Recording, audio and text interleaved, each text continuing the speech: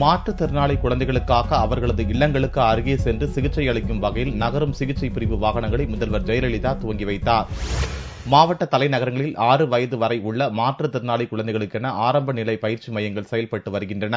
குழந்தைகள் இம்மையங்களுக்கு தொடர்ந்து வருவதில் சிரமங்கள் உள்ளதால் அனைத்து கிராமம் மற்றும் நகர பகுதிகளில் உள்ள மாற்றுத்திறனாளி குழந்தைகள் பயன்பெறும் பொருட்டு இந்தியாவிலேயே முதன்முறையாக தமிழகத்தில் வாகனங்கள் மூலம் மாற்றுத்திறனாளி குழந்தைகளின் இருப்பிடத்திற்கே சென்று சிகிச்சை அளித்திடும் வகையில் 4,49,00,000 ரூபாய் செலவிலான 31 நகரம் சிகிச்சை பிரிவு வாகனங்களின் சேவையை ஜெயலலிதா துவக்கி வைத்தார். இதன் அடையாளமாக 2 ஓட்டுநர்களுக்கு வாகனத்தின் சாவிகளை முதல்வர் ஜெயலலிதா வழங்கினார். இந்த சிறப்பு வாகனங்களில் இயன்முறை சிகிச்சை கருவிகளோடு செயல்திறன் பயிற்சி, பேச்சு பயிற்சி, பிறந்த குழந்தைகளை பரிசோதனை செய்தல், ஆரம்ப நிலை குறைகளை கண்டறி உதவி உபகரணங்களுக்கான மதிப்பீடு செய்தல், பயிற்சி அளித்தல், விளையாட்டு முறையில் சிகிச்சை அளித்தல் போன்ற அனைத்து பணிகளையும் மேற்கொள்ளும் அளவிற்கு வாகனத்தில் உட்புறம் வடிவமைக்கப்பட்டுள்ளன.